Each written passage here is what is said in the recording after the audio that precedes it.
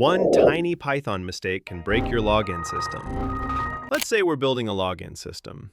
We already have a username saved in our database. Now a user tries to log in. So we compare the name they entered with the name we saved. Everything looks perfect. Let's test it. The user types exactly the same name. Welcome! Great! Now another user tries to log in. They type the same letters, but with different uppercase and lowercase.